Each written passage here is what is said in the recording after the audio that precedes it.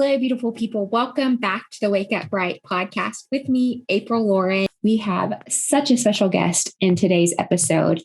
In today's episode, we have Rachel on Instagram. She is Rachel Reduces. I met her through a mutual friend and have had just a few interactions with her. And she's so delightful and her story is amazing. She lost 175 pounds and she is a New Yorker. She has the most beautiful smile and she's just such a kind and encouraging person. And her story it's amazing. And in the video, she shares a very important philosophy that you can twerk at any size, however old you are. This is such a fun conversation, and I hope that you enjoy. Welcome, Rachel, to my podcast. I'm so excited to have you here. Hi. I was hoping that we could get started with you just telling everybody listening a little bit about yourself. Yes. Okay. Like I was saying, I'm not sure what to say, like who I am, but I'm Rachel Billy, and people on the internet, I guess, know me as Rachel Reduces, and I am from New York. If you can't hear the voice and the accent, and born and raised, and I don't know. I started like Rachel Reduces, which most people know me by, because I reduced my weight, and like I'm 39, so I'm trying to also I started my weight loss at I would say about 36 and 36, 37. So I'm trying to reduce weight. I'm trying to reduce stress. I'm trying to reduce all types of craziness in my life because I guess as we get older, we don't need that type of stuff. So that's kind of where the name comes from. I work in consulting and digital media marketing. So I'm running through these social medias all the time, helping to build structure, different apps and websites, including things that you see on Instagram or websites or launches for products. I deal with a lot of the digital aesthetic of those things. And so, yeah, just living my life.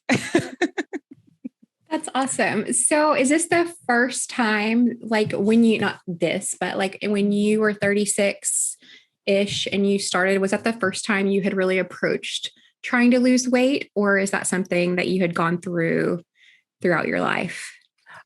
Definitely throughout my life, I tried to lose weight. It wasn't like the one and done type of situation.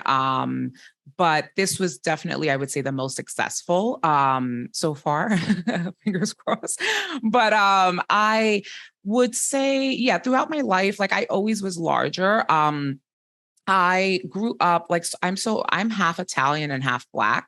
So I grew up in a household that has a lot of food and that comfort food, you know what I mean? My father is from Greenville, North Carolina, so the South, and so that's why even though I'm from New York, I have a little bit of that Southern comfort to me.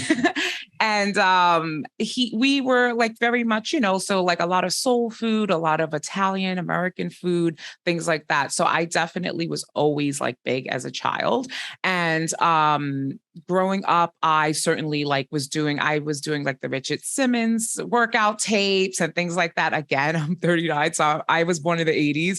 So that was a life. But from 11, 12 years old, I was doing that, and I'd lose 50 pounds or so. I never had gotten as large as I did in my 30s, when I was younger. So I was always, but I would say I was always probably close to 100 pounds overweight, from being a kid up into my 20s. And then my 30s, I had a catering business. So I've done all types of things throughout my life. I'm a Pisces and I follow my passion. So I guess my tale is that I went to college to be a child psychologist. And then I quickly realized, no, that's too much trauma. I have enough trauma of my own. I cannot help these children. This this way. So I wanted to like, again, growing up, like being multicultural, I was always cooking and things like that, and a lot of different dishes, variety of dishes. I grew up in East Harlem, so I was around a lot of Spanish people. So I knew how to like, I was like stay at their houses, and then their abuelas would make food and stuff like that. And I'd write down the recipes. So I knew how to make every type of food. And so I just made food for my friends, family, and it became like a catering business. And I actually, went into the business. I moved from the city to Long Island, and I, fully went into this business, had employees, interns, staff, everything like that. And that is what made me the largest that I was. And then in like 2018 is when I started to like dismantle my business because it was pretty much killing me at that point. Yeah. I'm so distracted because you said that about like all of the different recipes and stuff. And I was like, ooh, I wonder if she has a recipe for this.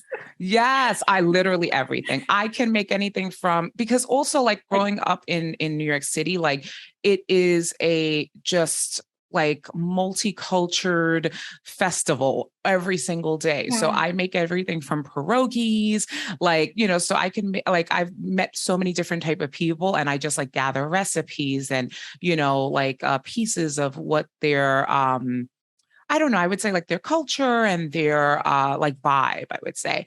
And so, yeah, I make everything. But my business had started with like lasagnas and brownies, weird enough. Like I make any type of lasagna, any type of brownie, like that's how it started. And that's what I was like selling the most. But then, yeah, I did everything, full cakes, 200-person events, like, yeah, had contracts with the city for large events and things like that. It really got crazy. That's awesome. That'd be a really cool cookbook, Right. to have all those recipes, like maybe a dangerous one. Yeah, I think I don't so. love cooking. I'm not good at I don't love cooking because I'm not good at following instructions. I'm very ADD. So like it's like I always forget something. And the best things I make are when I kind of follow a recipe, but then I just add random stuff. Anyway, I'll stop. It's all good. That's the best recipes is when you just add random stuff. Like that's really, really good. Like that's how you start to cultivate a recipe is, kind of adding random stuff. And that's what like a lot of people like, I think, what is it? Milk Bar. That's in New York. I think it's all over now. And the girl that the woman that does Milk Bar, she has like a butter cake or something that she makes. And that came from her just randomly putting stuff together. And it looks weird. It's super flat. It's like a weird cake, but it's like supposed to be the most delicious thing ever. I have not tasted it. I've had other stuff from there, but yeah. And it's just like, that's how it is. Who knows? You might have the next best recipe for something by just randomly putting things together. So Milk Bar is like a bakery base that started in New York. That's really yes. cool. Yes. Yeah. It's a bakery. I think she was like a design student or something like that. I'm not fully sure, but yeah, it was like in Lower Manhattan. And yeah, she started that, and she has like a lot of cake. Like a lot of the cakes are like really thin, and then she'll have like frosting. The most famous cake I think like Oprah or somebody had gotten years ago was like the confetti cake, and I've tasted that. It's delicious. But now like everything's kind of too sweet for me. Because I did keto for years, so I'm not on keto anymore. But so things are very sweet to me. Like anything that's like has regular sugar in it, I'm like, what the heck? This is too much. But yeah, back then it hit the spot. Yeah. Are you a football fan? Yes, all Giants all day. Have to be for the New York Giants. Well, because the Jets don't leave you a choice, really. It's like, although I have green on. Oh gosh, my husband is going to be like, how do you have green on? He hates anytime I wear anything that looks like a Jets colors. So whoopsies. Funny. That's but awesome. yeah, it's insane. But yeah, but I love football. I enjoy it like mostly for my husband. Like my husband and I, we've been together for 21 years. And it's insane. It's insane. And I know, and I'm still in my 30s. That's what's crazy. It's like, okay, yeah, he got very nice and young. When I always say when I was young and pruned, that's like a Southern. I love that. I love That's a southern way of that. saying it. When you're young and pruned, you have your life together. Now I'm a full mess and it's okay. But yeah, so when we got together, I didn't really know much about football, but he explained it to me like through the game of chess, which was familiar with and I knew more about. And so I said, oh, okay. So now I understand football because of the comparison to chess. I'm sure if you go online and like look up that comparison, it is like much easier to understand. And yeah, so now I'm a football fan and I enjoy, like I went to a game recently and it was really nice. It was against the Giants versus Jets and the Jets won. Forget about it. I don't know, whatever. But Are they having a good season so far? The Jets, no. Yeah. But it just happened like to be that they never have a good season. I don't know what's Bless happening their there. hearts. Bless their hearts. Yeah, exactly. But the Giants are having a great season so far. So I'm, grateful for that because the last couple of years haven't been as great. But yeah, it's good. But yeah, I like football. I'll go to a baseball game, but I don't really root for if it's like the Yankees or the Mets. I don't mind either way. I know some people are diehard for one side or the other, but I'll go there. But it's just so long. Baseball is so long. The games are forever. You're sitting there for 8 hours for what? It's too much. I love baseball games. Only going. I could never watch baseball on TV. Right? Never. No. Even I can watch football on TV. And if I really love the team, it's easier. Yes. And then I really enjoy basketball on TV and in person. I do enjoy. Yes, I do enjoy in person. I haven't been to a basketball game in forever, but yes, definitely all Knicks all day. New York Knicks. Nice. I don't know what the story is, so if it's not something you want to share, you don't have to. But what took your dad from Greenville to New York, or was that the step? Oh, yeah. Wow, that's interesting. It's probably racism. Racism is probably what took him from there. I'm 39. So my parents, they are older. How old are they? My father is 81 and my mother is 71. Yeah, my father will be 82 this year. And so of course, so my father was born in 1941. And in Greenville, North Carolina, it is not the most, I believe it still is not the greatest, I would say it's a little more segregated, I would say, right? And so back then, certainly that was more the case. And so he, was like working the fields and stuff and things like that. Like his family were poor and stuff. So of course, I think for a lot of people in the South, it was like, oh, New York is the place. It's where dreams can come true. They are very much, more like okay with having people be integrated and things like that. So I think that was the reason why, certainly it was difficult for him, especially as a youth, a Black youth in Greenville, North Carolina. Oh gosh, like he has stories and stuff like that. And I actually had put up, it's not on my Rachel Reduces, it's on my, the catering business I had was called the Billy Kitchen. I still have it because literally when I cook and stuff like that, I haven't posted in a while, but literally when I cook and stuff, it is the Billy Kitchen. Like that's my kitchen. That's my, vibe or whatever. So I had put on there when all of this stuff was happening with, during 2020 and stuff like that. And even before that, I put a picture of like me and my parents when I was a kid and just talking about even like people like cops chasing him and how it's just so crazy that nowadays, like the cops will literally, I don't know if we could say the word, but bang, attack you right while you're turned away from them. Right. So when I was younger, my father would tell me about stories about how they would shoot at his feet or things like that. Oh, I said the word. Sorry, but I didn't want to say the S word. You're fine. You're fine. I don't you could talk about this as openly as you'd like to. Okay, good. So yeah, so they would shoot at his feet or things like that. And just to scare or intimidate and things like that. Obviously this is because of his race. And so that was just insane. So this took a turn. But yeah, so that was why he essentially came to New York. So he came to New York just for, I would say, better opportunities and to not feel like he's always judged just, or maybe like a bad person just from his race. But yeah, he came to New York and he really just lived an amazing life. He actually was a barber at the right next to the Apollo. There was a barbershop. The Apollo Theater is a huge theater on 125th Street, Harlem.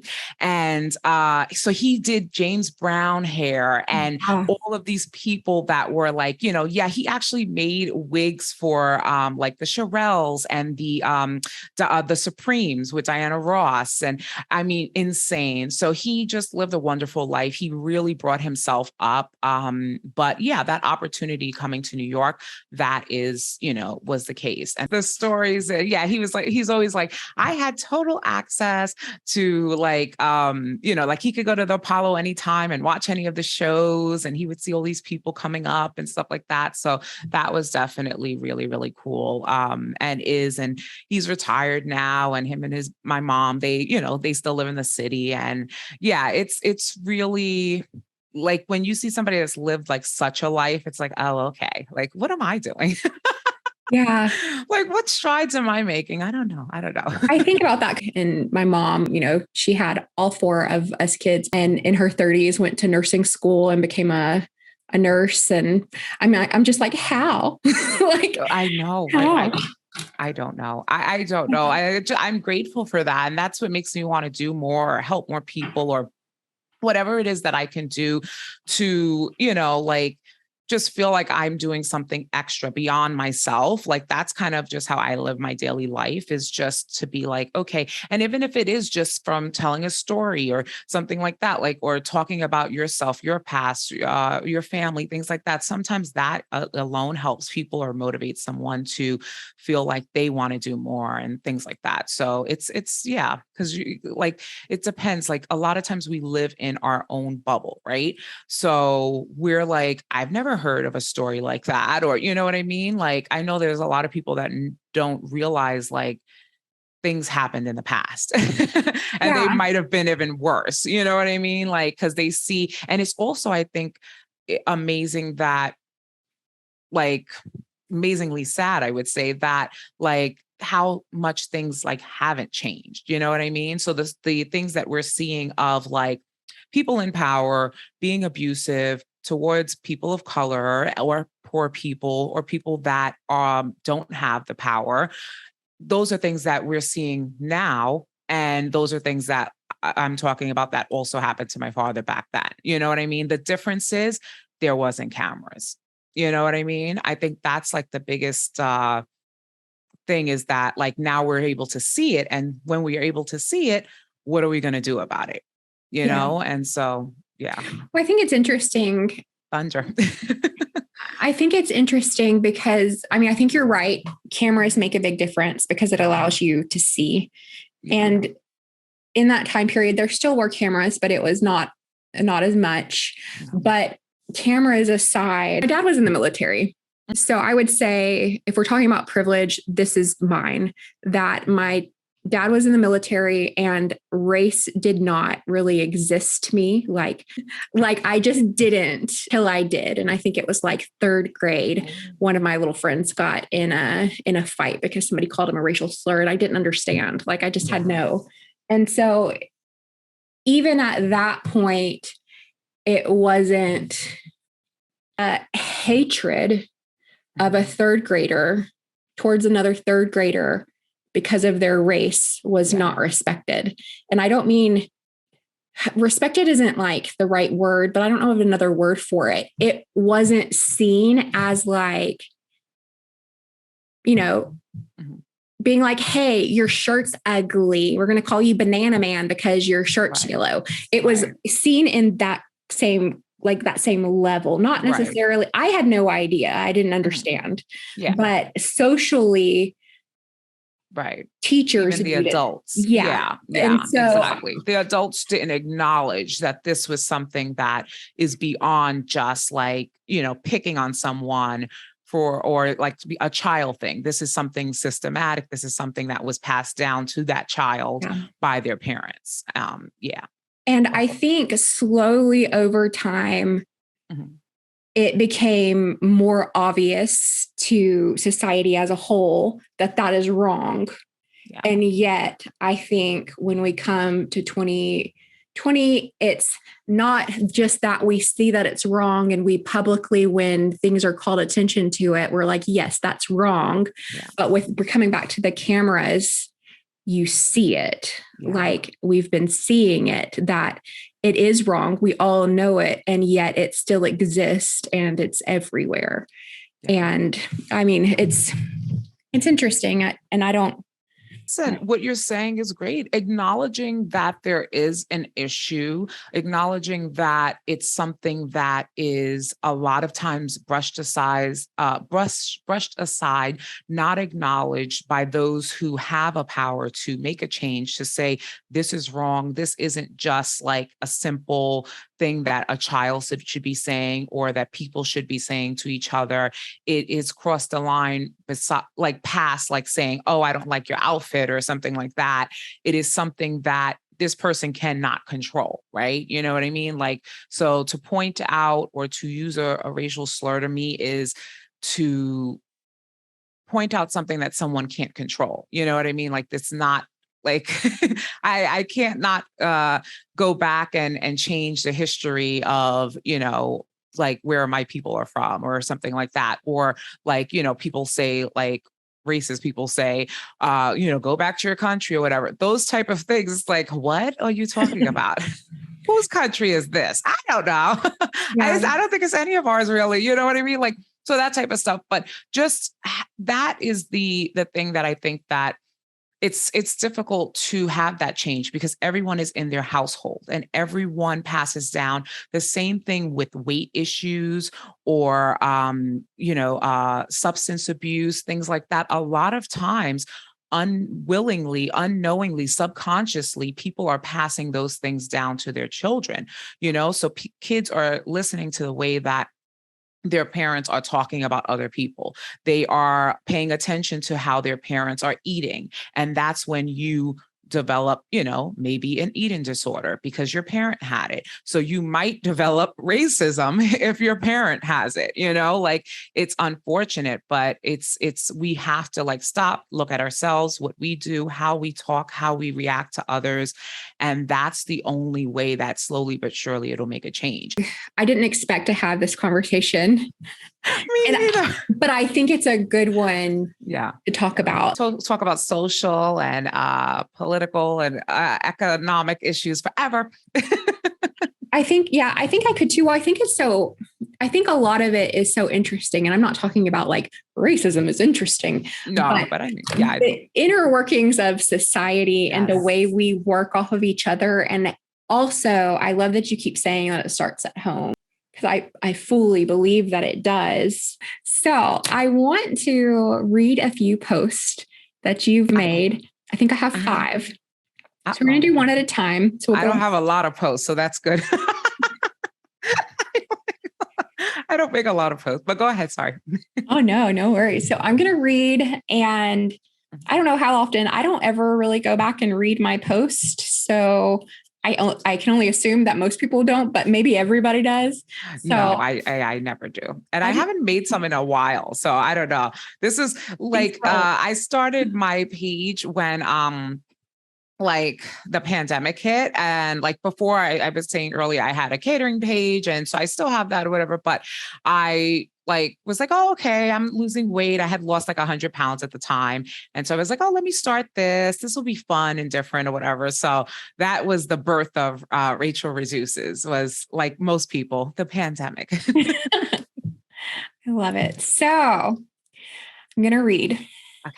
I'm going to try and stop smiling. Oh. But I can't, like, you bring out my smile. Oh, thank you. Well, I try. I'm very smiley myself. I'm like smiley, and it's like almost weird sometimes. Like, I should stop smiling because maybe this is a serious subject. Yeah, same. I think it's like my face feels better when I'm smiling. I don't know. Yes, I feel the same way. Go ahead. Sorry.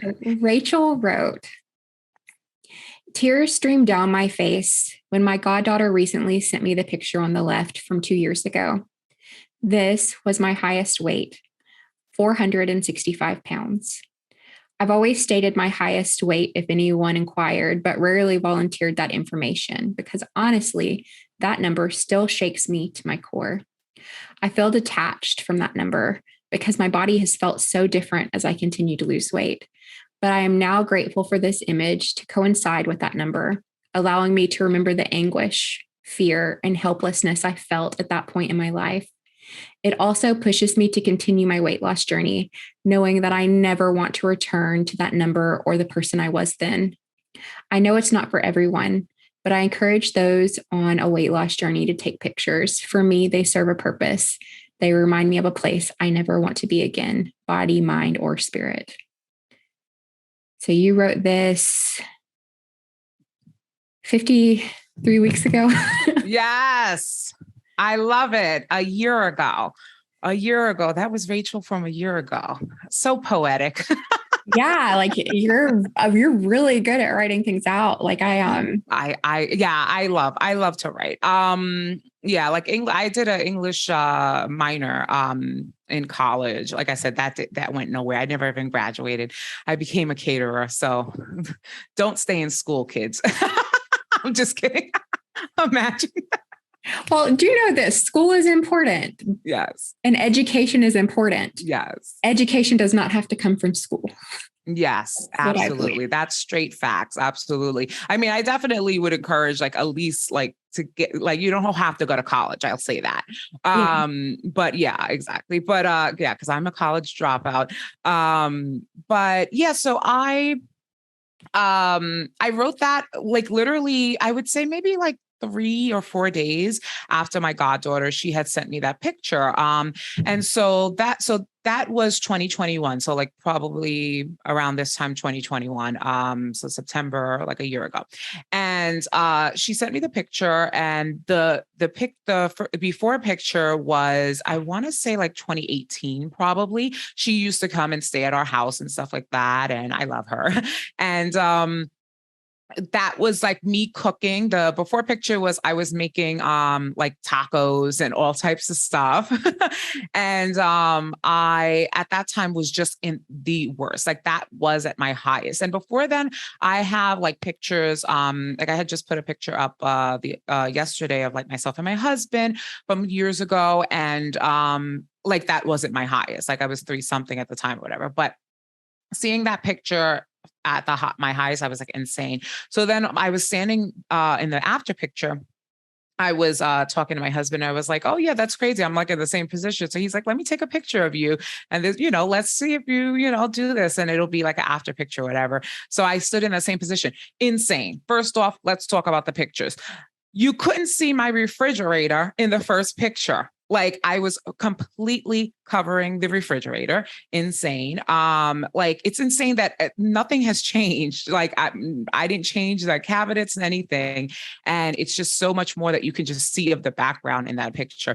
But yeah, at the second picture, I was probably at my lowest. So I got to 465 in 2018. I only weighed myself one time to see that number, which who knows, I could have been larger. I could have, who knows? But I weighed myself one time. I was like, okay, I had bought one of those Nikocado avocado scales that talk to you.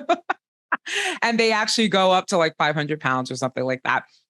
And one day I just was like, you know what? Like I'm in so much pain, so like over everything, weigh yourself. And so I weighed myself and that was the weight. And I probably weighed myself like a couple of weeks before like she came to my house and took that picture. And I was just like, did that make me stop eating? Not necessarily right away. It's denial. That's what I call it. Denial. You will see that number and you will be like, oh, that's horrible. You will cry. And I don't know if I cried, but I felt like that instant depression, like, oh my goodness, helplessness.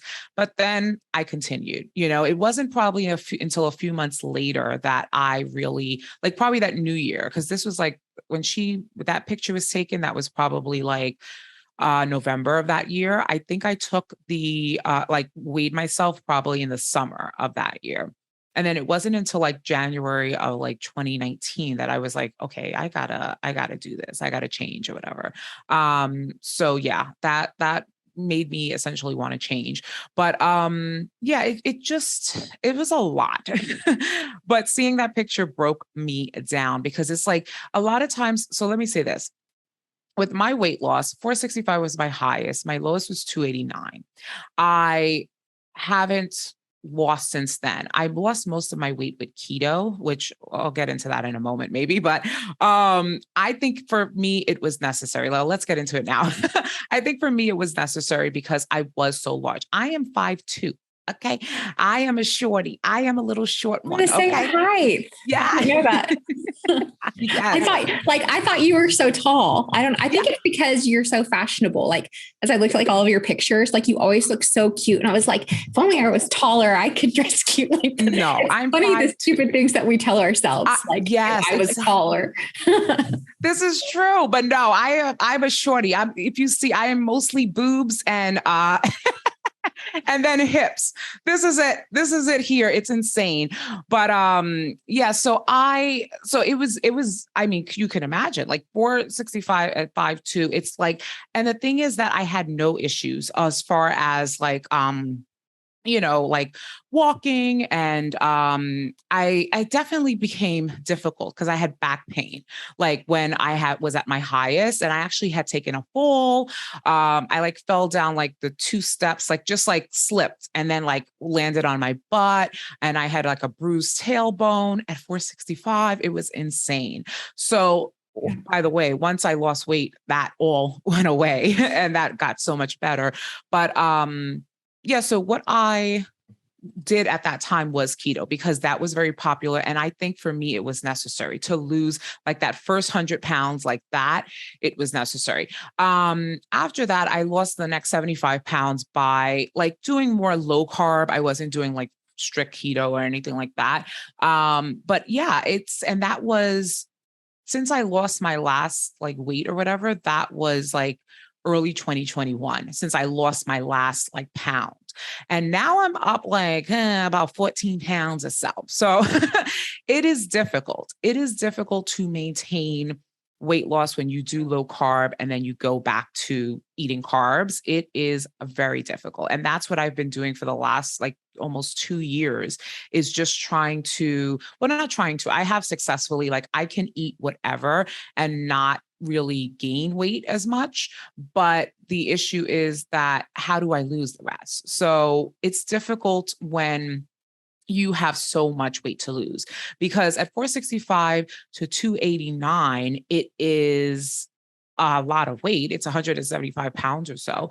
But the problem is that that's not the end of the journey. Like 289 is most people's beginning point, and like the work that I do and like the communities that I'm a part of, what happens is I'll see someone that starts at 250 and they're like, I lost 100 pounds. And I'm like at my goal weight. And I'm like, like, cries in 289, right? Like it's very difficult to go through that. But I respect everyone's journey. It is what it is. But what I'm saying is that like, so sometimes when you still are fat and you've lost 175 pounds, you don't see it. So seeing that image, that before picture that my goddaughter sent me, that was when I was like, oh, right. Okay. I might be still fat, but I ain't that girl no more, So that was it. And also just seeing that it's like, oh God, I really was that person at some point. Because when I was that weight, I didn't feel that way. I didn't have diabetes or high cholesterol or high blood pressure or anything like that. I was one of those people that, and even like I said, even at 5'2", I don't know how I was carrying that around, but I was walking, I was working. I had my catering business. I was standing for hours and hours at end, but it still was there, So, and I remember like being in this body or the body I was at that time, which I was probably like 10 pounds lighter when I took that other picture. But like, I realized like, okay, yeah, she was in pain. I was just like fooling myself that I wasn't in physical pain and stress and everything from that weight. But being lighter as I am now, I feel so much better. And yeah, like hopefully for my next 100 pounds that I lose, I'll feel even better. Who knows? I'm working on it. Please, Lord. I love your story. And I think I would love to see if I don't know if I would refer to weight loss as like a weight loss community, but let's do that for this. Yeah. I would love to see the weight loss community stop villainizing the way that works for them. And even if somebody's like, I'm eating 1,200 calories and like that's probably not going to be great. Is that really like a fight or a judgment that you should have on somebody else? Maybe they need to go through it. Yeah. I needed to go through my things and I've learned lessons. Now I'm very hard-headed. And so it kind of sucks for me. And I don't like, I too didn't have pain.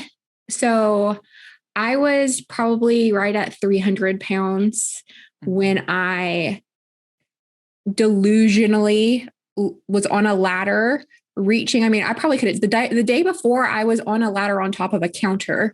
I was like 20 feet up or something stupid, reaching like stupid that I did that. But I had no concept of how big I was because it didn't feel like I was that big because my body was used to carrying.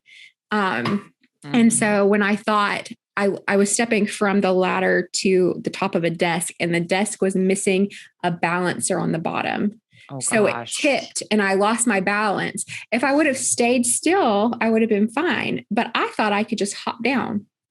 Oh, goodness. And that's when I destroyed my leg. And so from there on, life was very, very different for me. I broke my fibula, tore everything in my knee. And then because I broke the bone, I had to stay off of it. I was like bed bound, basically. I wasn't necessarily completely bed bound, but pretty much because my knee was just hanging, like essentially skin was just holding it together because pretty much all the ligaments were torn. I'll stop. But listen, I love a story. Okay. Like go ahead. But I'm just like, I'm really good at reacting to stuff. I'm like, no. So tell me more though. I lost so much muscle because I had no choice but to lay there. And so the recovery process from that was horrible. I really didn't think I was ever going to be able to walk again. I had to walk with crutches for like 9 months. Like 9 months I walked with crutches. I did a year of physical therapy, a year.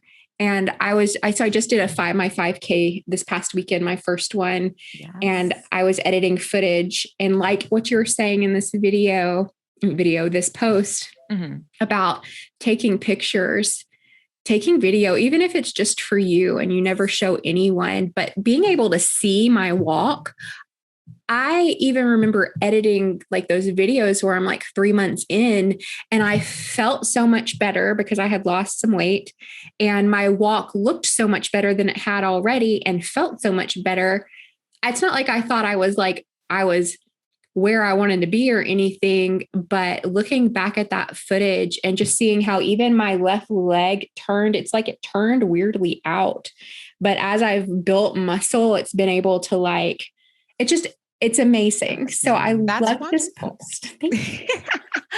Thank you. Well, that's amazing that what you're saying. And I mean, that's a lot. Yeah. Cause when I injured myself, I didn't, I had a lot of stuff like that, but it was just like stuff that naturally needed to heal. But obviously not having so much weight will help things to heal. So that was like a big, point there. But yeah, like that, it was just that the back injury that I had was like the beginning of the end of my catering business because I had started to have flare-ups and things like that where I was canceling orders and things. And then I just was like, okay, I see my weight is 465 and literally it wasn't even being around food and things like that made the catering me want to stop catering. It was the long hours. There were days that I would like literally not eat for 2 or 3 days straight. And then I would binge because I was needing, to keep up with time and have these orders get out or do a large event. And then I'd go home and I wouldn't even sleep either. So it was no sleep, not eating properly, and just staying up all types of days and nights. And it was insane. So I dismantled that. And that's kind of like between that and then just realizing, okay, what my real weight was, that's how I started to be like, okay, how do you lose weight when you're really big? And I essentially found keto. And I did that until until the pandemic, essentially. So I lost about 120 pounds. And then the pandemic happened. And I was like, oh God, it's worse to be fat now. What are we going to do? And so I said, there's something that's hurting fat people worse than like maybe people that are thinner or people have obesity at least. And so then I really went crazy and I started to like YouTube everything. And then I found out more about like calories in, calories out, that type of thing. And I've kind of been doing that, but still sticking to low carb. And but yeah, it was very difficult to go from keto, low carb, no sugar. Like I remember the first time I had sugar was like the holidays of 2020 was the first time that I had actual sugar. I was doing everything sugar-free, everything, like not even fruits and stuff like that, stupidly, in my opinion. I mean, do you? Well, I'll talk about that in a second, like your own journey, everyone's own journey. But for me, yeah, like the first time I had sugar, I gained 17 pounds. To you. It was the most insane thing. It was like, oh, my body is like, what is this? And I literally gained 17 pounds from like, I want to say November to January, I gained 17 pounds and it was insane. So I kind of pulled it back and I just had to be strategic. And I think I have like another post there that talks about it. But yeah, it was very difficult to get off of keto. But I agree with you were saying as far as everyone has to have their own journey. If I see someone, unless it is something that you are so in immediate danger for, like I will just look and I'll be like, okay, I'll let you do your thing, live your life. Most likely this is not going to work out in your favor, but you have to let people fall on their own, just like they say with children and things like that. Like you will learn by making your own mistakes. If you want to do keto and you feel like that's the thing to do, if you ask my advice, like so many people ask me, DM me all the time, how did you lose weight? I see you lost weight through keto, things like that. Do you recommend that for me or whatever? I don't know. What do you want to do? You know what I mean? Do you want to not eat sugar ever? Do you want to not have a piece of pineapple ever in your life? I personally don't recommend it, but only when it's like someone that is like, wants to lose 30 pounds maybe, and they talk about keto, then I'll say like, really, I would not recommend that for you because there is so much better things that you can do than like avoiding whole kinds of foods groups and things like that. There's much better things that you can do. But for someone that's larger that wants to lose 200 pounds, keto could work, but you're going to have a hard problem. Once you lose all that weight, it's going to be hard to keep it off. Because it has been for me. And I think for me, because I lost I lost all of the weight and then I gained it back. And then I did keto too. I was just recently talking about this. I did keto. I had hurt my leg. So I had to do something. I couldn't gain weight. I knew that. So I just kind of cut out all carbs and wasn't eating very much because I knew like I wasn't moving. I went from moving a ton because I was still pretty active, even though I was so big. To not moving at all. So I started, and then when we moved, I stopped. And then when my husband was going to deploy, I started again. And when he deployed, I lost like 50, 60 pounds, something like that. And, but as soon as he came back and I started just eating out, it's not like I was like binging foods or anything. I just started eating, like we moved again and I just gained weight. And then it just does that. I think it's interesting. It's an interesting thing. Weight loss. And Keto, for me, what was so good about it is that it felt really easy. It felt That's it. very Yeah. easy to do keto. Now, I do not have a good, especially then, I know now, like I can eat just regular, I can eat all food groups and stay about the same weight. I might have like a little fluctuation. Like for the past few months, my weight, I haven't really been trying to lose weight. I've just been trying to not lose my shiz, Yes. Listen, Yeah. sometimes that's all you could do is try to keep it together, hold it together. Well, and I You didn't can't want to think about anything else. Yeah, I didn't want to go backwards. So I've been doing this at this point, I was like coming up on my 2-year mark and I'm like, I really want to be 100 pounds down and I want to get there fast. So what did I do? I cut my calories back and I started really limiting carbs. And so as soon as I went on vacation and had carbs, like I started that fluctuation. But then I'm like, okay, so you had lost the weight, but like how real was that? I mean, it was real because I did it, but it wasn't like it didn't stick. Yeah. And I find when I'm eating all food groups and exercising, my weight loss sticks. Yes. Like it doesn't fluctuate. Like there's still fluctuation of about, I don't know, 5 to 10 pounds, depending. But that's the fluctuation. And that'll happen throughout the day. Like I'll wake up and by the time I go to bed, I'm like 5 pounds at least heavier. And that's like water. Maybe it's not 5. I don't weigh every night. So I don't know, but I know I'm heavier. I'm heavier. I get you. No, same. Yeah. So I think that's so, and getting the weight off is important, but also doing the work to understand why you have that weight is equally important. Because if you do something extreme to lose the weight and it works, if you haven't changed mentally, it's like when people think there's a geographical cure. So maybe like life is miserable for you right now. And so you're like, well, if I just move to Washington State, my life is going to be so much better. But you're the problem. So you're the problem in your current life. And you think you're going to move to Washington and that's going to be it. So it's not external things in this case. That's the problem. It's you. Yeah. And you moved to Washington. Well, you just took all your problems with you to Washington. Exactly. And so now you got to deal with them. Like we have to deal with our stuff, whatever it is. And so I guess ending my babble, I want to come back to your post. No worries. In your post, you say, I feel detached from that number because my body has felt so different as I continue to lose weight. Can you elaborate on that a little? Yes, definitely. At that point, like of me making the post, I felt so much better. I could do so much more. Like I remember at that point, I was exercising a lot more than I am now. And I was like, so every day at that point, especially, I was like getting up, I would do my elliptical workout and I was having, like actual breakfast. Cause that was like a big thing that would cause me to binge. Like when I was 465 was that I would be so busy working and doing other stuff, even cooking and being a caterer.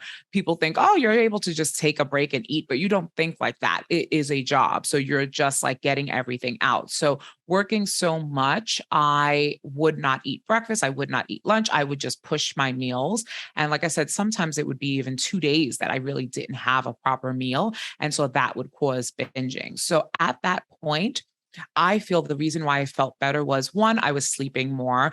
Definitely I had lost 100 and probably at that point, it was like maybe 140, 150 pounds I had lost.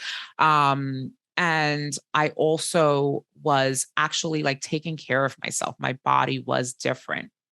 I think it had to do a lot with the weight loss of losing like maybe 140 pounds or so at that point.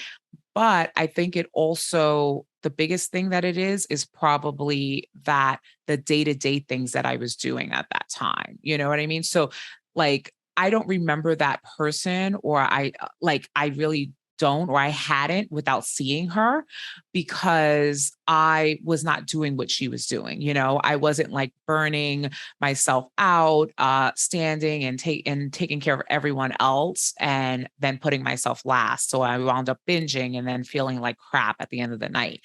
I was actually getting up and having breakfast. And I still to this day do. Like I actually eat breakfast every day.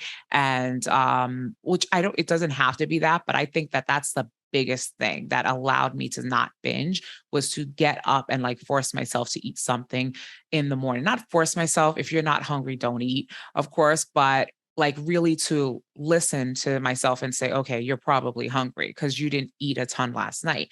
What happened was the girl that was 465, that Rachel, she was eating at 2 a.m. So if she's waking up at 7, 8 o'clock, she's not, hungry essentially. So yeah, I think that was the case. I was so detached and I still kind of am.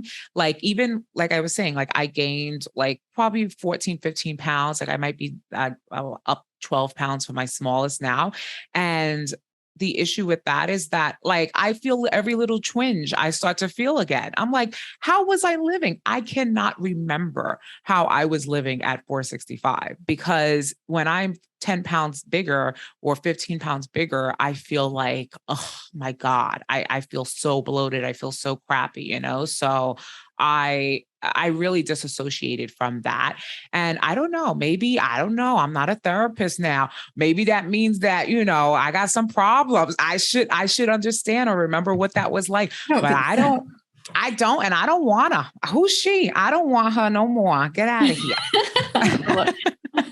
Well, I am also not a therapist or a counselor or like a licensed clinical social worker, anything like that. But I Yes. think it's common when you're so far removed from, like, if I didn't have the videos of me talking through, like when I watch some of the videos, it's like I'm watching somebody else, but as I talk about it, I can then feel some of that pain. But if I didn't document those things, and the worst of it, I didn't, but sharing it, it pulls me back and I can sort of feel those things. But going through day to day, like you don't carry that with you. It's almost impossible to, like, and then every once in a while I'll have like a little like aha moment where I'm like, holy crap, I just did that. And Yes. like, yeah, so it's an interesting thing. I have a question about binging. And again, anything you don't want to answer, you don't have to. Do you feel like you have binge eating disorder, or do you feel like you've just had periods of time where you've binged?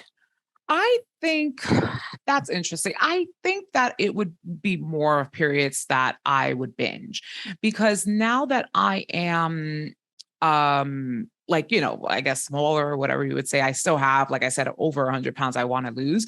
I don't have that. Like, so like, even though I've gained weight, like I said, it's because I'm actually eating, I would say, normal stuff or like, oh my God, I had bread. Ooh, scandalous. So that's like, that's my whole thing. But I don't think, but I have had times like my thing is sugar. Like I do love the sweets. Okay. And like I said, I come from I'm half Italian. And so like forget about it. Like if you want I know, Italian from New York, if you could tell. But I'm like, I want, like, if I go someplace and I have like, and I see cannoli and rainbow cookies and pinoli cookies, forget it. Like I really want all of that. Like I would rather eat that type of stuff. So I don't know if it's binging. It is. I have very much. I don't know, like. I guess I'm OCD definitely, but then I also have like moments that I'm like fixated on certain things. Like if it was up to me, like I would eat like dessert, like I'd rather have like carrot cake instead of like have an actual meal, that type of stuff. That I was like that from since I was a child. So I feel like, yeah, I don't know, maybe binging, maybe some other type of disorder. Well, I'm not sure, I think it's but I think that interesting. I definitely had parts where I would binge, but now like I don't do that. Like but it really depends. There have been times, I would say, within the last 2 years that I would say that I binged on like sweets essentially because I hadn't had it for so long. But it's Yeah. not something that happens often enough. So I don't know. I don't know. But I definitely never like checked with a doctor or felt like, oh, is this case? Is this, something that you think I probably should? But I feel like it's not something that has happened very often, in the last few years since I lost weight. Yeah. Well, I asked because I've been getting a lot of like weird comments, and I talked about like social media and stuff before we started recording, but they're like, why don't you just admit that you have binge eating? You're binge eating. And I'm like, okay, I don't have binge eating disorder. I absolutely have disordered eating, and I have binged, but I do not meet the criteria, and my medical professionals know better than anyone on the internet. But I was just curious because I hadn't heard you talk about anything that sounded like binge eating disorder. And I'm not that I would know because I'm not a licensed professional with qualifications to like, but I just think it's interesting because I feel like it's so common that overeating is called binging. And I don't feel like that's the same. Yeah. It's very difficult because I have had those moments where like, I have definitely felt like that's a binge where for me, binging is like, you're eating something first off that you wouldn't normally eat. Like you're sitting there, you're having like a whole box of cereal, you're having like you're just making boxes of pasta and eating that, like, or things that you're like, you would never just sit there and eat 10 packs of something in a row.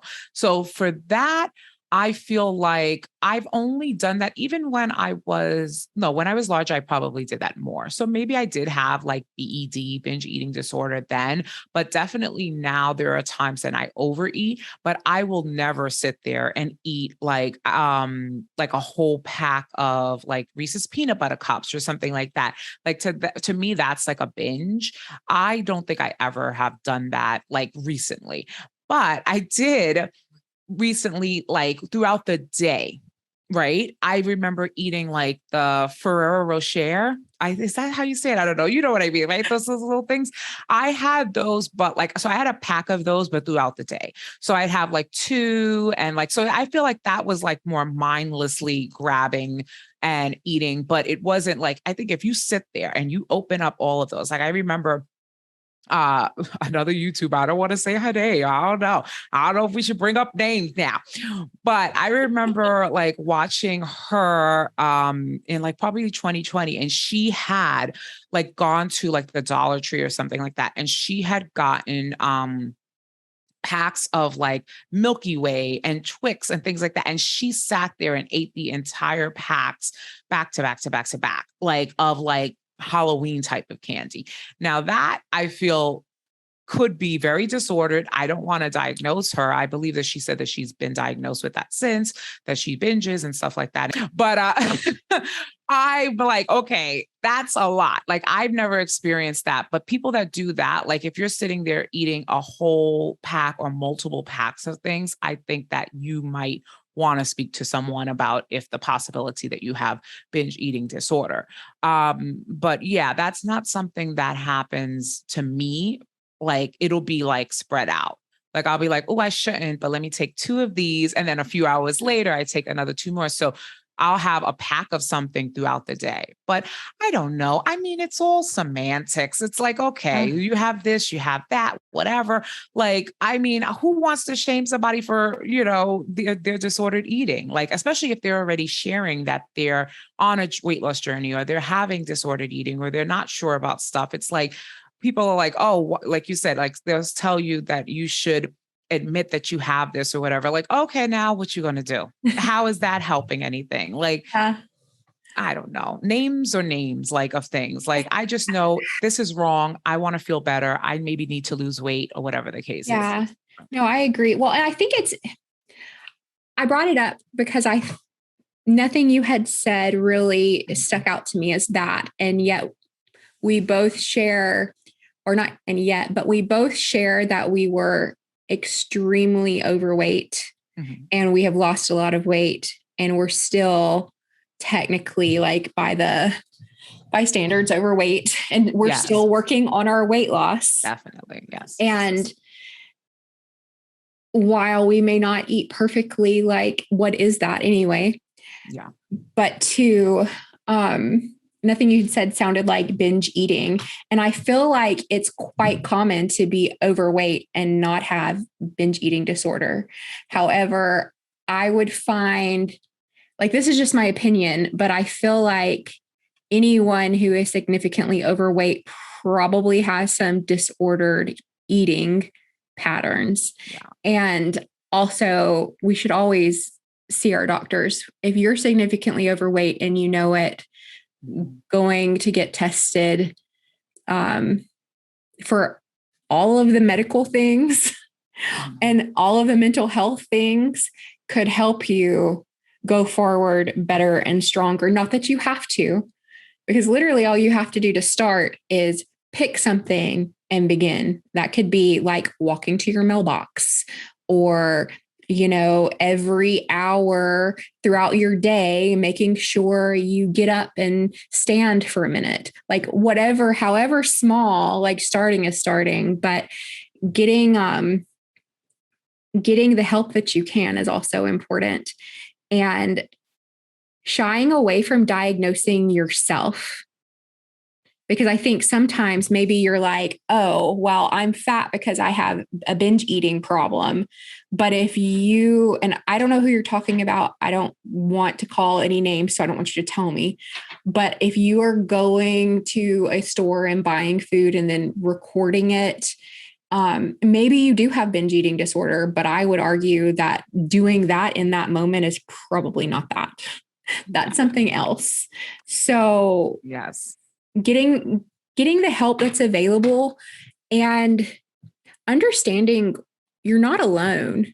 Like, I am not the only one who is significantly overweight and can't blame all of my being overweight on having binge eating disorder. Now, it is what it is. Yeah, exactly. Yeah, there's so much nuance to it. Like, no one is exactly the same. We didn't get here for the exact same reasons of like why we're overweight or anything like that. So there's a lot of things, and we talked about it earlier when we were talking about race. Like, that is from how you grew up, your childhood, you know what I mean? There's genetics, there's all types of things that wind up making someone obese, and including their self, there's self, we have ourselves to blame, we have other people to blame, but now that we're adults, like, we have to take accountability, try to figure things out. So it is good to take pictures, take video, those type of things, if you are trying to be on a journey. If not, then hey, good for you. If you don't want to, not everyone that is overweight needs to lose weight. For anyone else, if they want to lose weight or they feel like that's what they feel, is best for them, then they should do that. But yeah, if you're thinking about yourself, then yeah, figure it out, go to a doctor, see if that's a disorder you have, what can be done, solutions for it, things like that. But yeah, you can never will somebody or talk to someone else and say what is the best thing for them or anything like that. But another thing is, yes, what I do personally that makes me feel like I won't have any issues with that. Like, even if maybe I did have that, because who knows, I could certainly have binge eating disorder. I'm not sure.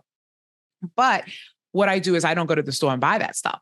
Like I was talking about with this girl, right? Like, that's the thing. And again, she could not help herself, because trust me, I have gone to the store and bought tons of, bad stuff, candy, things like that. I might not have eaten it all in one sitting, but I certainly would do those things. So yeah, for me, if I don't go to the store, I don't buy those things, I don't have them in my house, that has been a great help in me continuing to lose weight and maintaining the weight that I lost, is by just not having that type of stuff around and in the house. But who knows? Some people would say that that's disordered, right? You should be able to have this around without grabbing for it. And I do for the most part. Like, my husband, he eats certain things that I don't eat, often. Like, he'll get certain bread or certain products. And I'm like, okay, I don't have that. You know what I mean? That's not my vibe. So that's cool. But if you feel like you cannot control yourself around those things, again, see a doctor. But in the meantime, in between time, you should also probably not have those things around you. So it's just a Yeah. lot of nuance and a lot of like in between dealing with that type of stuff. Yeah. And it is interesting. And I'll repeat once again, you can have disordered eating and sometimes binge and not have binge eating disorder. If you have binge eating disorder, you also have disordered eating, but it's kind of like rectangles and squares. Yeah. And I say that just because, for one, we shouldn't place things on other people. And two, it's dangerous. Even if you're a nurse, like I was talking to my mom, because my mom's been going through some things, not weight related, but I'm like, it probably makes sense to go to the doctor because you have all of this knowledge. So you have all of this knowledge of all of the things and all of the symptoms. But I was like, it's still, when it comes to yourself, like, it's good to like judge your doctors, like get second opinions if you don't agree or they don't feel like they're attentive, they're not listening to you, they're treating you as less than, whatever, get a new doctor. But at the same time, don't trust yourself to self-diagnose anything. Of course. And even when it has nothing to do with weight, because you'll go crazy. You'll think you have everything in the book and you'll just stress yourself out. And I wonder how many people just mindlessly overeat or so I'm going to say right now, if I were to go buy a ton of candy in the right circumstance, if I'm bored, then like you said, throughout the day, I'm probably going to eat that. Am I right now as I feel right now? No, but in the perfect circumstance, maybe I'm on my period. Maybe I've been under eating lately. There's lots of reasons. And then I just mindlessly, I'm like, that's not binging. But I could also see if I felt like I had binge eating disorder, excusing my choices by my disorder, and that's dangerous. So that's why it's so important to speak to medical professionals. Yes, definitely. And get the help that you may need, or the realization that maybe you don't have that and you just need to take responsibility for your choices. Yes. Also Agreed. Possible. I agree with that. I want to move on to the next post. Okay. I don't know. So I was kind of skimming through this. I think we've talked about most of the things I was going to point out and ask you about, but I still want to read it because, like I said, you're such a good writer. Thank you. I haven't lost new weight in a year, and I'm okay with that. I lost 175 pounds in less than 2 years with a keto low carb diet. November 2020, my weight loss stalled, and I knew I couldn't do keto forever. I'm half Italian, half African, so 2 years without regular pasta and bread was a lot. I started to test my body by eating small amounts of simple carbs and sugar. I gained 18 pounds by January 2021. At this point, I realized I needed to be tactical because I'll be damned if eating potatoes and some fruit will make me lose all my progress. Even though I still wanted to lose an additional 100 pounds, I made the decision to stop in my tracks, allow my body to breathe after losing all that weight, and take time to transition to a sustainable diet that will allow me to be the healthiest in the long run. Not saying weight loss was very difficult mentally and physically, but I'm grateful I stuck with it because I lost 12 of the 18 pounds I gained and no longer eliminate anything from my diet. I want to state this. Keto, low carb probably saved my life. I was at 465 pounds at 5'2". I needed something to push me, and it did. I'm so happy this year I allowed my body to rest and get used to the occasional simple carbs and sugar. Now your girl is ready for a calorie deficit. Bish trying to drop the rest of this weight and get a Fashion Nova contract. But seriously, thank you for all the support you're thanking your IG fam. So Yes. I loved that post. I love your personality. And I also love how your personality comes through in your writing. It's beautiful. Thank you. Love it. Yeah, well, that's me, a complete mess, but I'm not ashamed of it. Yeah, I mean, that is like, it's crazy because that still is the case, very much so. Like even writing that, like, so that was a year. And then now this is like, when was that post? Because it's probably close to another year. Yeah. So this is November 19th, 2021. Right. So Yeah. November is 2 months from now, right? And Yeah. not even. So that is the case that I have been jostling around these 15 extra pounds back and forth. But the good thing is that I haven't gained more. But the bad thing is I haven't lost more either. So I've just been kind of gaining and losing these same pounds. But I, even at that point, didn't realize how difficult, like it would be another year of like, just trying to maintain. And when you are going from low carb or like keto, especially the biggest thing is the sugar.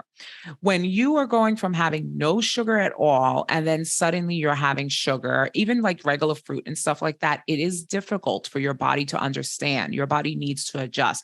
And my body has now, like, from that post, it was a year. Now it's been 2 years that my body is still fully adjusting.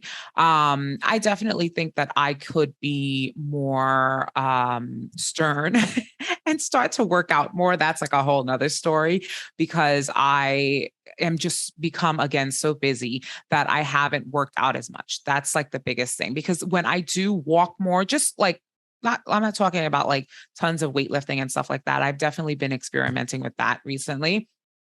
But as far as just like walking more, getting on the treadmill, elliptical, those type of things alone, that will help to keep. I know that that has, when I have actually gotten back down to my smallest, it has been just from regular everyday kind of cardio, getting my steps in.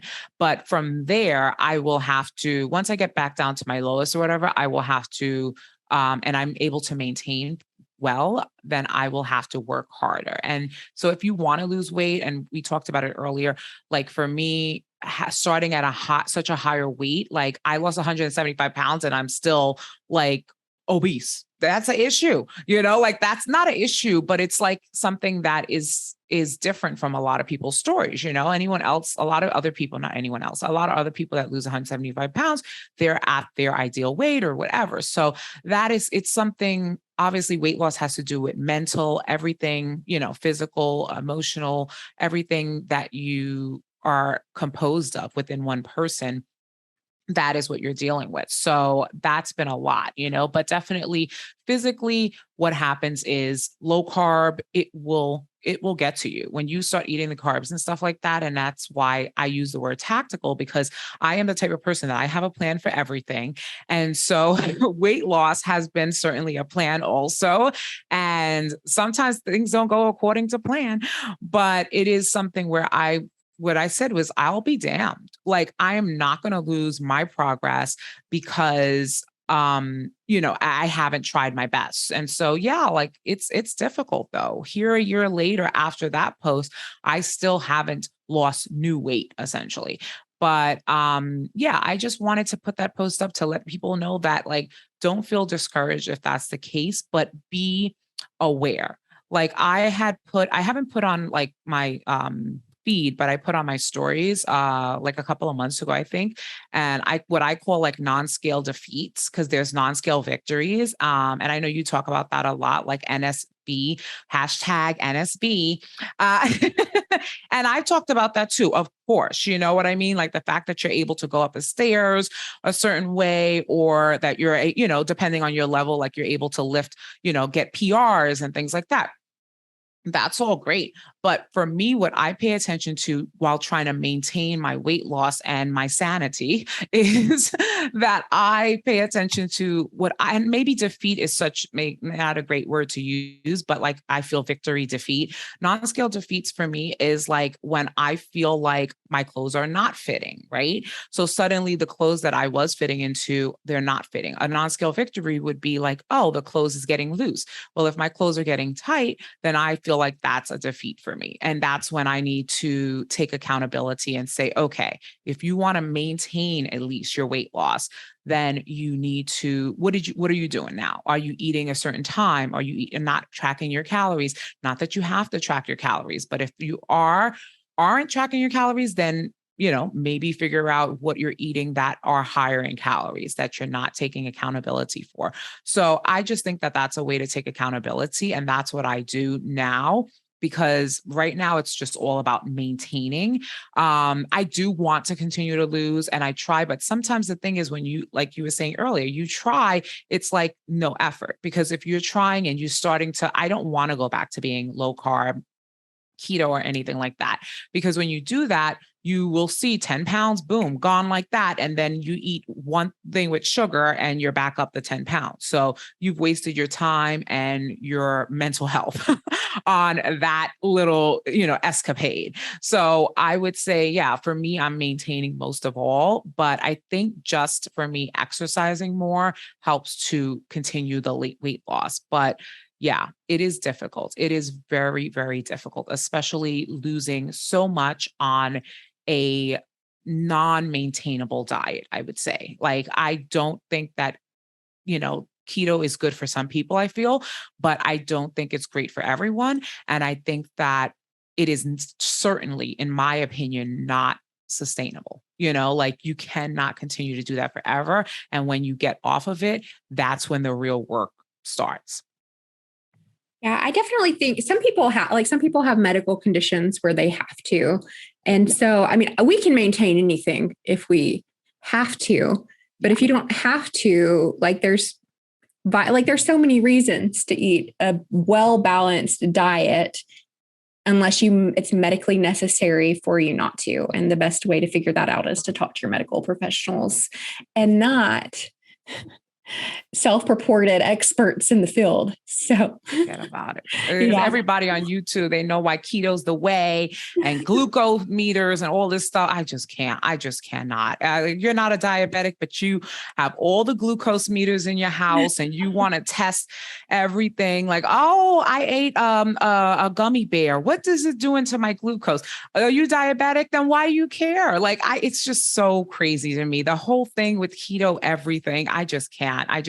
But that's the one thing I'm proud of with myself is that I never was like a super proponent of it or not of it. Like, you do what you want to do. Like, if people ask me, I say, this is what I did. But the thing is, I don't recommend I recommend you talk to your doctor, because there is nothing that I can say. I don't know you. I don't know your body. You know what I mean? We don't even know our own bodies a lot of the time. Like, what's that? What's happening? I don't know. But I'm like, I'm not going to tell you what to do. But yeah, there's so many people out there that's like, keto is the way, or whatever it is, like low carb or, what is it like people do? Veganism. Oh, forget about that. Let's not mention that. They're going to come for us. I don't want it. I don't want no trouble with nobody. Please. I love the vegans. It's all good. So I think because when you talk, you are so confident and sounding, and I feel like you are confident, and that's a beautiful thing. But it's also like, maybe I don't need to encourage you, and I'm going to anyway. Aw, thank you. Losing I love it. A substantial amount of weight like you have is amazing. And it makes sense for you to have to adjust after to eating regular foods. So even if it's 2 years, even if it's 3 years, and you're maintaining 175-pound weight loss, screw what anyone says. Like, that is an amazing feat. And you are just such a beautiful person. And it's amazing. Like, it's amazing to have lost 175 pounds in an extreme way, and then to have done the work to maintain it. And it's also such a wonderful thing to feel comfortable in your body. Like, if other people have a problem with your body as it is, well, screw them. Like, that doesn't matter. Like, it's you and how you feel. If you stay where you're at for the rest of your life, like, you lost 175 pounds and you kept it off. That's amazing. But if you want to go further, I know that you will. Yes. I am somebody that I like find a way and figure out a way, but it is difficult, especially because it's a whole nother subject of like when you're a certain age and stuff like that. And I'm an old biddy now. I'm old 39 years old and stuff. I know I have the spirit of a child, but but I am an old girl now. Okay. So I don't know. Like it's definitely difficult. And there's all types of things, hormones and everything like that. But I don't know. It's definitely difficult. But yeah, absolutely. I am proud of myself. I will say that. But yeah, at the same time, it's like, good Lord, I just want to figure this out. But it goes to show like nobody has a full answer. And I'm the type of person too. I'm like always encouraging for other people and stuff. But then I'm like, oh girl, what you doing for you? How you gonna figure out your life and stuff like that? Like, I don't know. It's definitely difficult. But yeah, like I want to lose more. I just haven't figured out, like, I don't know. Where's that like I always tell my husband, I don't know if you ever watched like Supernatural. It is like I haven't. I haven't. Oh my God. It's like, it's everywhere. Like they ended the show, but it was like the longest show, whatever, with the cutest boys on it. And yeah, they were like brothers, the Winchesters. Oh my goodness gracious. And then there's so many people, but there's like, it's like a literally supernatural or whatever. Right. Like, I gotta turn my ears off because people keep telling me about these shows. I just watched Breaking Bad over the summer. I had never seen it. Show. But I'm like, that's so many hours of my life I wasted. And it's a great show. It was great. But I'm like, it's a lot. It's a lot. Doing with your life.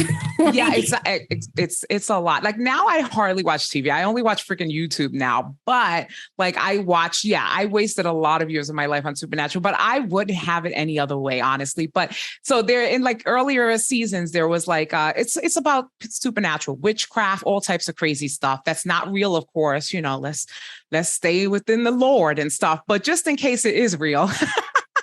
There's like a crossroad demon. So you meet him at the crossroad and you ask him for what you want. And then of course you like sell yourself, sold to him and stuff, the usual normal stuff. So I always tell my husband, I'm like, where is he? Like, I might just do it now just for this last 100 pounds. I don't know. But then, like in the show, like something always bad would happen. Like you sell your soul, but then you like the next day or something. So what are you going to do? I'd be skinny for like a little bit. So who needs that? I guess I'll have to do it the right way, the regular way, whatever. So the next Instagram post, this one you shared 68 weeks ago. And it says, please read. Transformations are a fickle thing because they imply finalization. My before picture was not my highest weight, and my after picture taken a week ago won't be my lowest weight. But I'm down 175 pounds. I will no longer worry that I still have weight to lose, but celebrate how far I've come. I implore everyone to be proud of the transformation you've had so far, whether it's 20 pounds, 120 pounds. Be grateful for those non-scale victories, like looser fitting clothes. Most of all, celebrate others who are working hard at transforming themselves into better people, however they're doing it. For me, having someone recognize my hard work, sacrifice, and time put into my transformation so far is immensely helpful and motivating to keep going. Be proud of yourself and cheer on others who you know are in the same fight, because we all know the struggle is truly real. I loved that post and how encouraging it was, or is rather. And I think we've already touched on this quite a bit, but transformations, it does kind of imply that after, or even the expectation of the after, and how dare you be happy in the process? But why not? Shouldn't we be happy as we progress? And I think the opposite of that, always being unhappy with our progress and ourselves because of where we're at, I think that's more likely to keep us or help make us regress than celebrating our wins.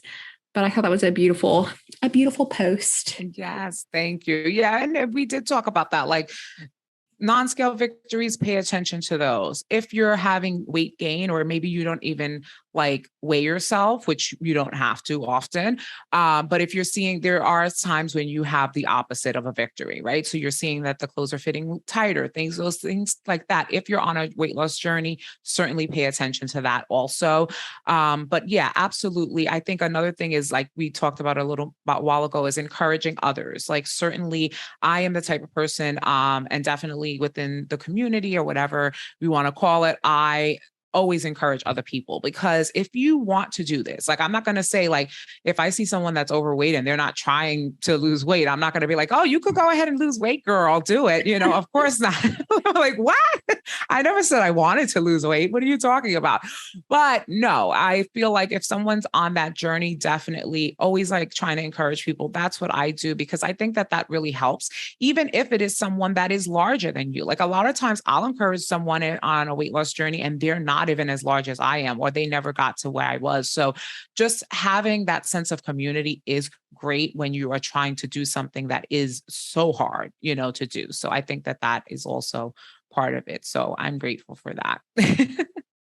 I love that. And I don't like our current encouragement in building community. It doesn't have anything to do with size, I don't think. Yeah. I think it's online, I think kind of messes with our minds on like what the real world is. Yeah. Never have I ever gone to the gym to work out and gotten anything like the type of criticism that comes online. It just doesn't exist.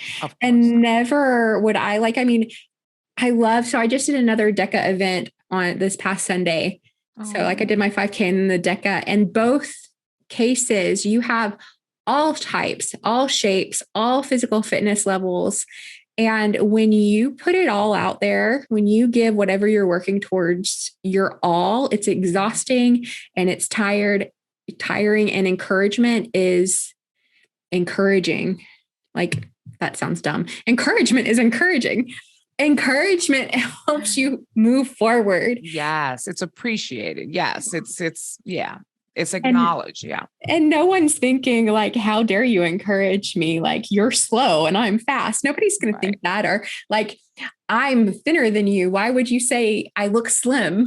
Like, I don't know. Like, encouraging people is powerful. And I think looking to others to uplift in whatever way. So it doesn't have to be a compliment. It can be an action or just making eye contact and smiling, like focusing on community and people around us and getting out around people like in person is so good. It is so good.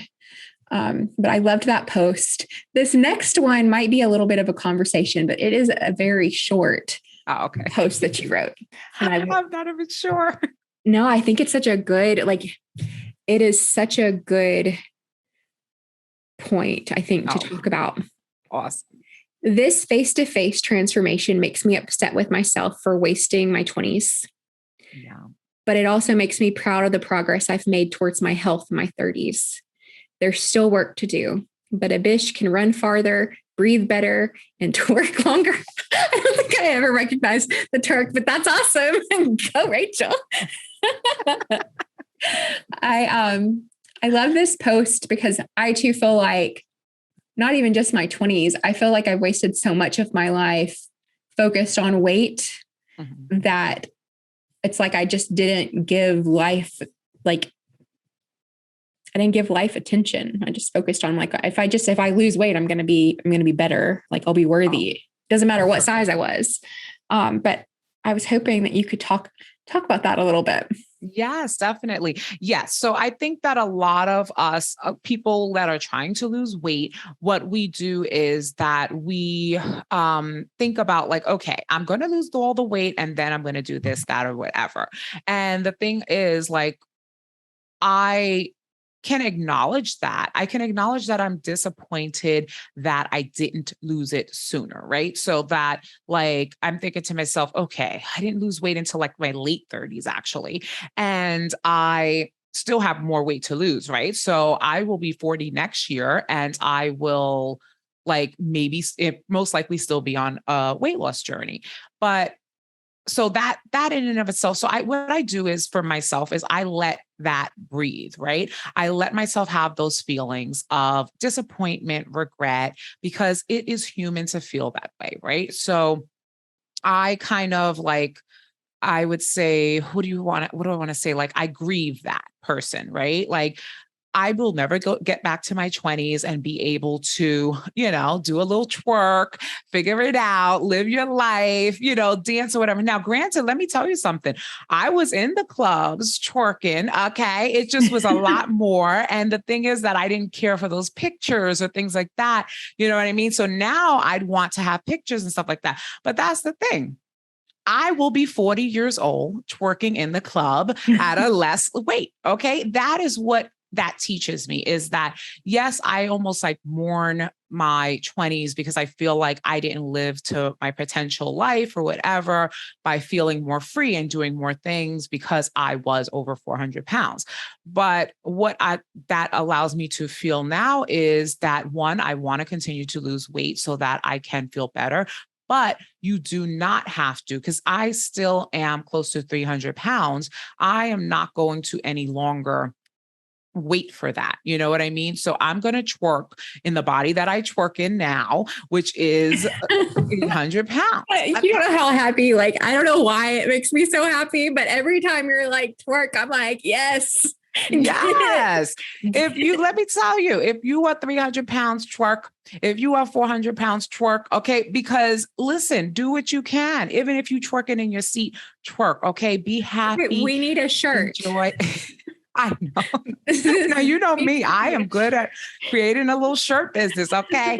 I will create the twerk shirt. Okay. I'm sure they already exist. Right. There's a dance.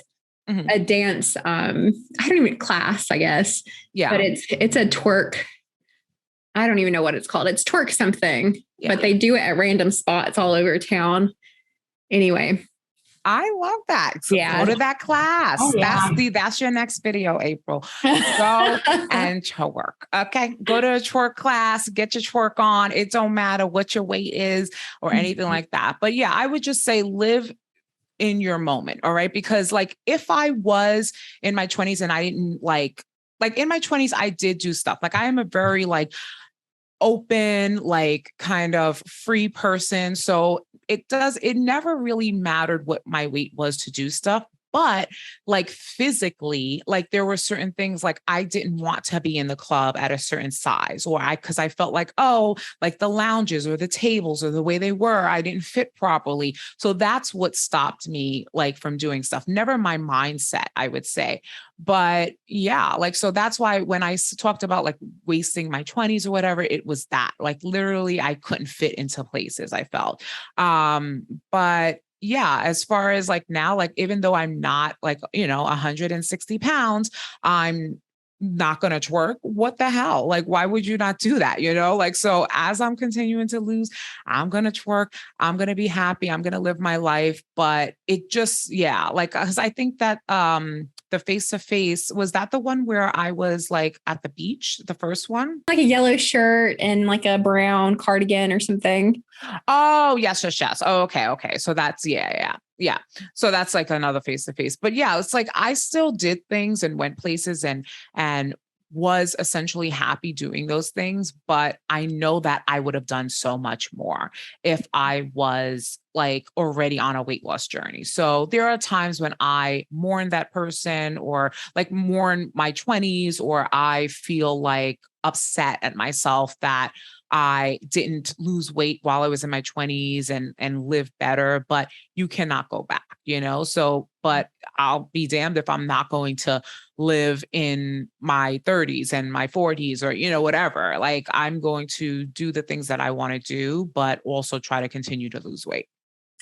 I love that. And it doesn't matter I feel like women, especially, it doesn't matter how much weight you feel like you need to lose. We all sometimes let weight or the idea of it hold us back from things. And like you were saying, whatever weight you are, wherever you are, just twerk. Yes, exactly. If you move, and like I said, even if you sitting down, you sedentary or whatever, twerk in your seat, girl. Okay, it make you feel so good. Okay, you catch that beat and you twerk, you good to go. Don't worry about it, you know. But if you want to be healthier, if you don't want to have regrets, like so, you don't want to look at a picture 5 years later or a picture from your 20s or your 30s or like decade before or whatever, then and have regrets and you feel like you want to be healthier and happier or whatever, then yes, get on that journey, lose weight, feel better, do whatever that is going to make you happy for your health. To not look back at a picture and have regrets, that is great. You know, start today, start whenever and do it. But in the meantime, don't ever think that you can't do something or you won't do something until you reach that weight loss or that that goal that you have for yourself. You can do all the things in between, but also, try to get to a goal that will make you happy. I do have another post. It's the last post. And so we'll just dive into that. A really cool guy once said, you can be authentically you and change up your habits. I've been on my weight loss journey for almost 2 years and lost myself a few months ago. The constantly changing and evolving is the best propulsion in attaining your goals. That's my buddy I'm talking about, John Glaude. Yeah, so that's obese to beast. Yeah, he had said that. I never forget. Like, so I was in a live stream and this was like 2020 and he was talking about Stella Williams, who I love. And she is a YouTuber and she is like a fashion YouTuber. She's gone on such a journey, but she was just talking about being plus size model and possibly having to lose weight for health reasons.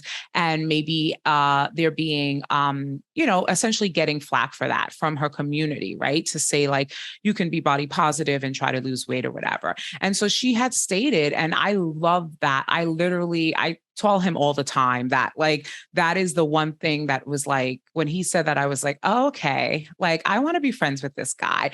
And now like 2 years later, we work together and everything like that. But, she said what she had said was, it's difficult because how can I be authentically Stella and lose weight and so on, because she was body positive, a body positive model. And so he said, you can be authentically you and still lose weight or change something about yourself, like change is part of being authentically you. You know what I mean? So I swear I will cry. Okay. No, but that stood out to me so much. And it's funny that it's come full circle because she has had weight loss surgery and stuff like that. And we were pulling clips for a video and we pulled that clip and I was telling him like, that's the one, And so it's funny that I didn't even remember that I had made a post on Instagram about it, but I think that that is exactly it. If you are feeling lost, like I wrote that I lost myself or whatever. And that was like, I had lost a certain amount of weight and then the pandemic happened and I was like, oh God, I'm not skinny yet. I'm going to probably die. Well, that's it. That's it for me. I was looking and searching for a way to understand that I can, continue to lose weight, but be okay and be healthy and search for help and not have it all about weight, honestly, and just be like, okay, just being more active and things like that. Like, that's the key. Because before then, I was not active at all. Like I just was, losing weight through diet essentially. And so, yeah, definitely hearing that made me feel like, okay, I can continue to be myself. I can, be a mess that I am, right? Like I am a complete messy girl. I love to twerk. Okay. All of that stuff that we have established. But I also can acknowledge that I want to lose weight. Like sometimes on the internet, it seems like you cannot be like, yes, I love my curves, but I want to lose weight. You can't say that. God forbid, So it's like, whatever, you can be exactly who you are. If you're a type of person that you feel like I don't think that like there's some people, which I kind of feel this way myself. You don't have to lose weight to be happy. You don't have to lose weight to necessarily be healthy, depending on your weight, right? Not everybody, I don't believe in health at every size, but I do feel like there are people that BMI says, that you're obese or whatever. And that doesn't, you could be healthier than a person that is, the BMI says that you're at a perfect weight, right? Absolutely the case, right?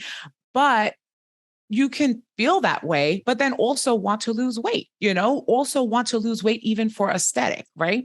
And that's the biggest thing that was happening at that moment, was that Stella was saying that she needed to lose weight for health and so on like that. But also, girl, ain't nothing wrong with being like, I want to be cute. I want to, like, you already cute. Okay. Stella's cute. I'm cute. You cute, April. We all cute. Okay.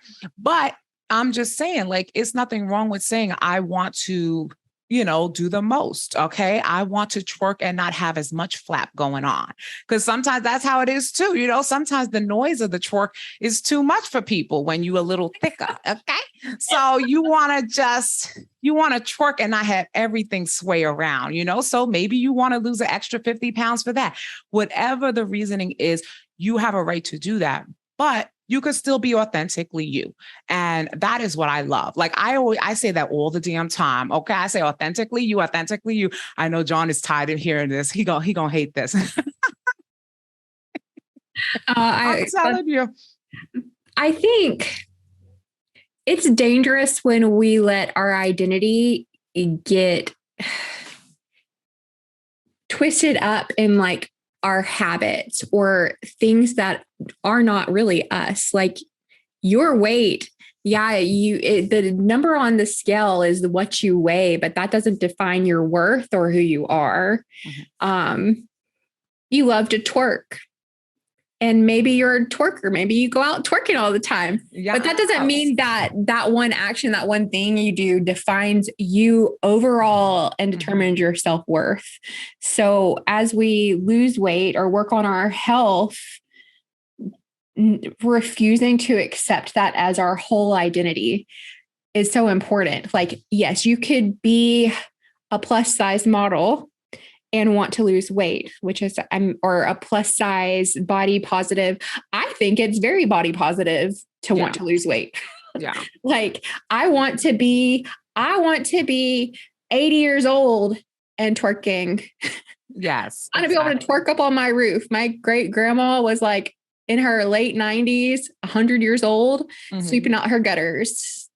Wow. And like, so, I mean, our weight, I don't think our weight necessarily determines our health in that exact moment, but I also feel carrying weight into our old age, eventually something's going to happen where not having that weight is going to be what determines your health. Yes. And so I think prioritizing health is important, but it does not dictate our worth or our value. And if we get behind that where it is, then that's a big problem. Yeah, and absolutely. That quote is powerful. And also, I thought it was interesting that you said you had lost yourself a few months ago. Do you remember what you meant by that? Yes, that was like when like essentially the pandemic happened. And it was like, okay, like, so, well, first off, there's so many crazy things that happen. I live in New York, so it was super, super crazy here. And yeah, I just felt like with me, I'm a type of person that's constantly in control and, or has like a plan to figure things out and things like that. So when something happens on such a large scale that you lose control, you have no control of things that are happening within your own family or friends or things like that, then it's very difficult to concentrate on something that you have been concentrating on. So as far as like losing myself, I lost like my sense of purpose, I would say, right? Because I'm always like a problem solver and I wasn't able to solve anyone's problems then because no one was. Like a lot of people didn't know what was happening, as well as I wasn't able to figure things out for myself. So I kind of had I would say stalled a little bit. At that point, I probably lost like maybe like 120 pounds or something like that. I'm not sure. It definitely wasn't, my total weight loss that I've had to date. And I felt like, yeah, like at that time I was like scared or, worried about like, okay, I need to lose more weight and fast and all of that type of stuff. But I felt like I just had lost my sense of purpose. Like, you know what I mean? Like everything was just so all over the place. And I sure tons of people felt the same way, that they couldn't, kind of tell heads from tails and figure out their life. And I just was like, at that point, like when I was watching like more YouTube and stuff like that, what I did was I was like, okay, just concentrate on yourself. Like, you cannot control other things that's happening or whatever, but concentrate on yourself, try to get yourself together, and then it will naturally go back to who you are as a person, which is I'm very much a giver, someone who is able to help others and figure things out. And eventually that was the case. I focused on myself. I focused on like maybe what was stalling my weight loss and helping myself to get more centered. And once I did that, I was able to help like my neighbors and things like that and figure things out during such a crazy time. But so I got back to myself by concentrating on myself, by focusing on myself. That's amazing. And I'm glad that you elaborated because it's funny. Okay. So when I read these posts, like, of course, you just read it and then you put your own experience. And so then you make like assumptions and you do the whole thing. And it was powerful. And then also the way that you've explained these posts, it's also powerful, but also in like a different way. So I love it. And I think so many of us felt lost and destabilized. And maybe there's those of you who still feel that way. Maybe you still feel fearful and scared. And I want to encourage you to act out of faith. And like Rachel suggested, focus on yourself and what you can do and let that fear go. Because if you decide to move forward and you start making progress, you'll get there. And there's no right or wrong way to do you in your life. Nobody can tell you. Like, we have to figure it out for ourselves. We have to figure out how to live our lives in a way that we're comfortable with who we and how we are, and move forward. And so that quote's really powerful, that you can be authentically you and change up your habits. You can be authentically you, and you don't owe anyone an explanation for that. And so I love it. Rachel, thank you so much for agreeing to be on my podcast. You are such a delightful human. I love talking. It's weird because we've literally never spoken except for through messages over the past couple of years. And they're limited messages, but it's like, I feel like I know you. Same. And talking to you, I'm like, I feel like an old friend and I love it. I know. I'm so happy that we did this. And yeah, absolutely. I feel like that. Like it's just crazy. The internet is insane, but like there is good on the internet. And this is to show that like you can really like meet people and kind of like authentically connect with people and have like so much to like chat about and so many experiences shared, even if you're from different worlds, essentially. So I just absolutely love it. But I am so happy. Thank you so much for inviting me. It was wonderful. Thank you. Any final words for the listeners? Oh, I don't know. I mean, the theme seems to be twerking. So I mean, if you want to twerk at any size, okay. I don't know if you could be healthy at any size, but I think you can twerk at any size, okay. Yes. And don't let nobody tell you different. So that's my that's advice from me. I love it. Thank you so much for listening to today's episode. I hope that you found Rachel's story encouraging and motivating, like I do. She is just such a delightful human, and I loved getting the opportunity to get to know her a little bit better in this episode.